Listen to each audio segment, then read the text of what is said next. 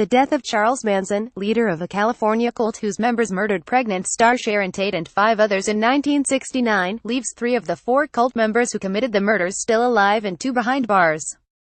Manson commanded 4 of his followers to kill anyone they found inside the luxury home, which was on the estate of film director Roman Polanski, and to make the murder scene as grisly as possible. Charles, Tex, Watson, Susan Atkins and Patricia Krenwinkel dutiy went to 10,050 Cielo Drive, and killed Tate, who was weeks away from having a baby, as well as 5 other people who happened to be on the property on that ill-fated night. Lindy Kasabian, another Manson follower, served as lookout.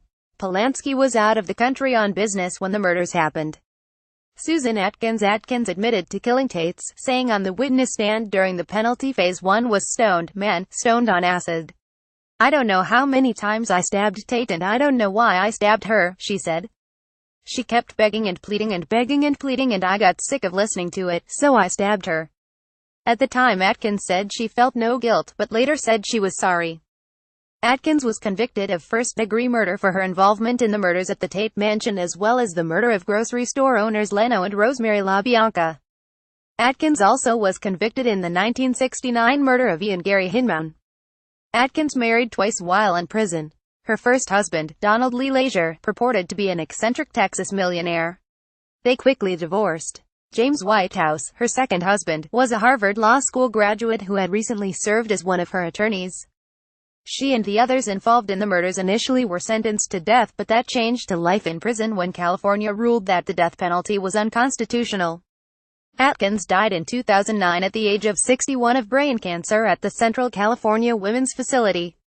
Lindy Kasabian was said to have served as lookout on the night of the Tate Mansion murders.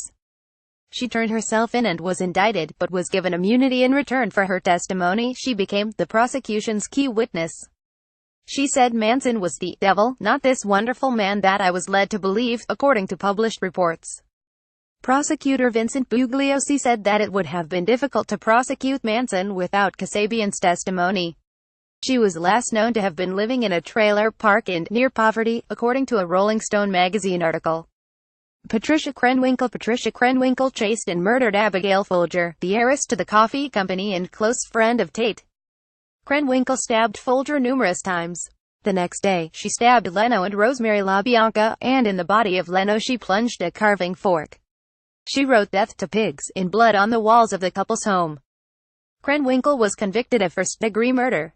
Like Manson and other members of his group, she repeatedly has been denied parole. Charles Tex Watson AP Charles Tex Watson went from being a church youth leader and honor roll student to being Manson's right-hand man after meeting the cult leader at the home of Beach Boys member Dennis Wilson. After the murders, he fled to his native Texas, fighting extradition to California. Watson was convicted of first-degree murder. In prison, he founded Abounding Love Ministries and wrote an autobiography, Will You Die For Me? Besides Tate and Folger, their other victims on the Tate property were celebrity hairdresser J. C. Brang, filmmaker Wojciech Frykowski and Stephen Parent, a friend of Tate's caretaker. The Associated Press contributed to this report.